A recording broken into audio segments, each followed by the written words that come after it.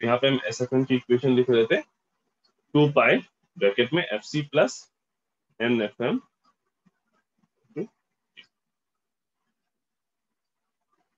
ठीक, हमने सिंपल वो जो रियल पार्ट था इसको अगेन हमने कोसाइन सिग्नल में लिख दिया, जिसको हमने रियल ऑफ e की पावर j थीटा लिखा था उसको हम अगेन हमने कोसाइन के टर्म में लिख दिया।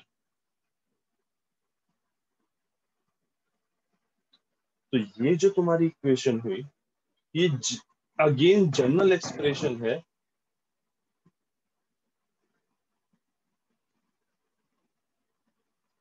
Of frequency modulator signal. ठीक, ये हमने अभी इसमें कुछ एक्स्ट्रा नहीं किया है, हमने सिंपल FM वेव जो थी उसी की इक्वेशन को हमने एक दूसरे फॉर्म में लिखा है। ठीक है, बेसल फंक्शन को यूज करके। और इस इक्वेशन में if beta is equal to greater than 1 लिया जाएगा, इस इक्वेशन में अगर beta is equal to greater than 1 लिया जाएगा तो ये इक्वेशन WBFM की बन जाएगी। मीनिंग ये जो अबव इक्वेशन है ये जनरल इक्वेशन है, तुम इसको तुम ये भी कह सकते हो कि ये NBFM की इक्वेशन भी हो सकती है और WBFM की इक्वेशन भी हो सकती है। ठीक, बीटा बहुत स्मॉल है अगर तो यही इक्वेशन NBFM की भी हो सकती है, और अगर बीटा की वैल्यू ग्रेटर देन 1 है तो ये इक्वेशन तुम्हारी WBFM की कहलाएगी।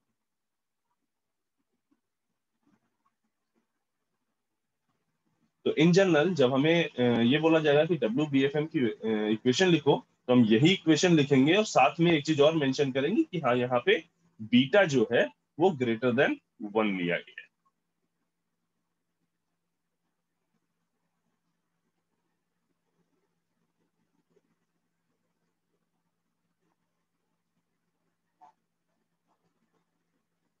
ठीक, यहां तक में जनरल इक्वेशन फाइंड आउट करने तक में किसी को कोई डाउट?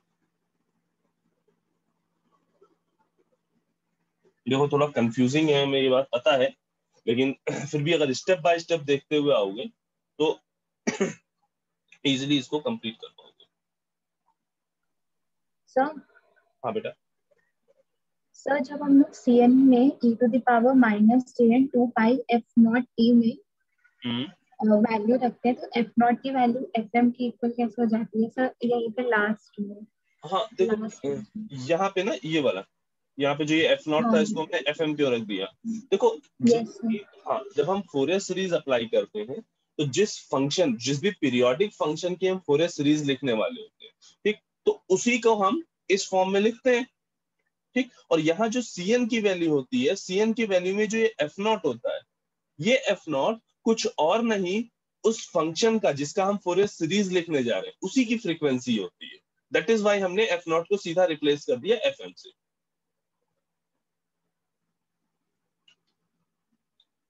ठीक है, ये फोरियर सीरीज की अपनी प्रॉपर्टी है कि जिस फंक्शन का भी आप Cn निकाल रहे हो वहां पे फ्रीक्वेंसी उसी फंक्शन की ली जाती है।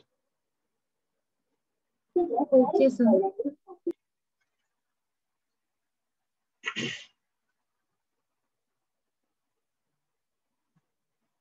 Hello sir. हाँ सर एग्जाम में जब हमसे NBFM की इक्वेशन निकालने को बोले तो सर हम हाँ लोग इसी मेथड से निकाल सकते हैं? हाँ, इस मेथड से निकाल सकते हो, बट लेकिन ये मेथड थोड़ा सा बड़ा पड़ेगा तुम्हें। बाकी इससे भी निकाल सकते हो, कोई इशू नहीं है। ठीक है, लेकिन इसके बाद यहाँ तक आने के बाद अभी हम एक चीज और डिस्कस करने जा रहे हैं, वो भी तुम्हें NBFM के लिए लिखना पड़ेगा। कि देखो जो ये तुम्हारी जनरल एक्सप्रेशन हमने निकाली फॉर स्मॉल बीटा, अगर बीटा की वैल्यू स्मॉल होती है तब क्या होता है कि J0 ऑफ बीटा अप्रोक्सीमेटली 1 होता है,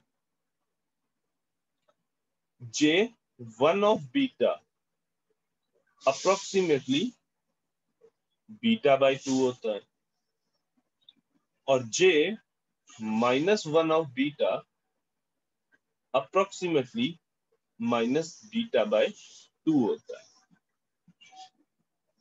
similarly J2 of beta approximately 0 और J3 of beta 0 meaning higher order जितने भी टर्म्स इसके बाद के आते हैं वो सारे के सारे जीरो होते हैं। केवल ये 3 टर्म ही हमें बेसल फंक्शन के दिखाई देते हैं। कब? जब बीटा की वैल्यू काफी स्मॉल लोगे, लेस देन 1 लोगे। ठीक। अब अगर ये जो एक्सप्रेशन हमने निकाली, इस एक्सप्रेशन को तुम एक्सपेंड करो, यानी इस समेशन को ओपन करो। ठीक। Minus n is equal to minus infinity से इंफिनिटी के बीच में ये ओपन होगी। उसमें जितने हायर ऑर्डर टर्म होंगे जे एन बीटा के, वो सब हो जाएंगे जीरो। बचेगा क्या? केवल J0, J1 और J-1।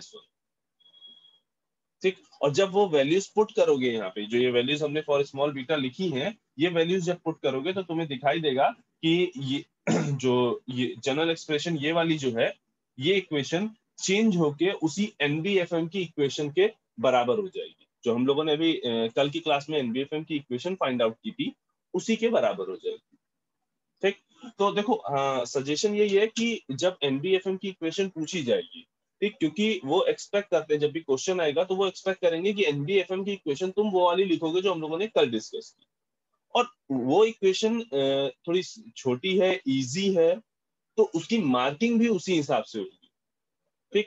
अगर तुम ये वाला पार्ट कंप्लीट करके फिर यहाँ पे जे नॉट की वैल्यूज डिफरेंट डिफरेंट रख के देन एनबीएफएम की इक्वेशन लिखते हो, इशू कोई भी नहीं है, सही है आंसर, लेकिन तुम्हें काफी लेंदी प्रोसेस फॉलो करना पड़ेगा।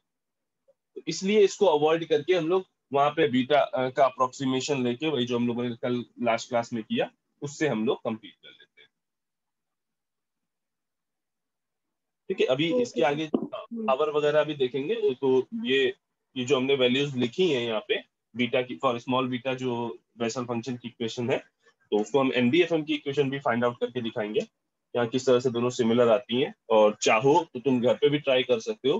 केवल इसको इस जो समेशन है, समेशन को ओपन करना, तुम्हें जे ऑफ माइनस इंफिनिटी से लेके जे ऑफ प्लस इंफिनिटी तक के टर्म मिलेंगे, साथ में एन की डिफरेंट डिफरेंट वैल्यूज जब यहाँ पे पुट करते जाओगे, है ना, तो जितने बाकी जितनी वैल्यूज होंगी वो सब जीरो हो जाएंगी। केवल जब एन की जीरो वैल्यू रखी होगी, यानी जे नॉट बीटा वाला टर्म बचेगा, J1 बीटा वाला टर्म बचेगा, n इज इक्वल टू 1 वाला टर्म बचेगा, और n इज इक्वल टू -1 वाला टर्म बचेगा। ठीक। एक बार ट्राई करना, बाकी हम लोग नेक्स्ट क्लास में इसको डिस्कस करेंगे। और तब हम लोग WBFM की फ्रीक्वेंसी स्पेक्ट्रम, पावर और कार्सन रूल एंड उसके बाद NBFM का जो पार्ट छोटा सा रह गया था, उसका फेजर डायग्राम, वो कंप्लीट करेंगे। ठीक है।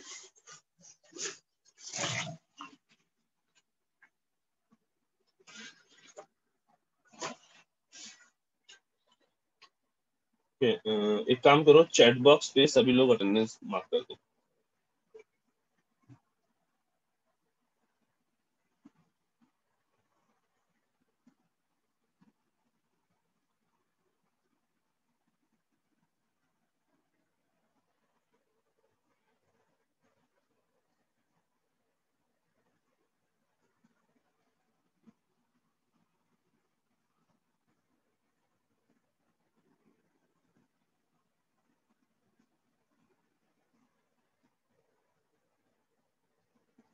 और जिनकी अटेंडेंस मार्क हो चुकी है वो नेक्स्ट क्लास के लिए प्रोसीड कर सकते हैं।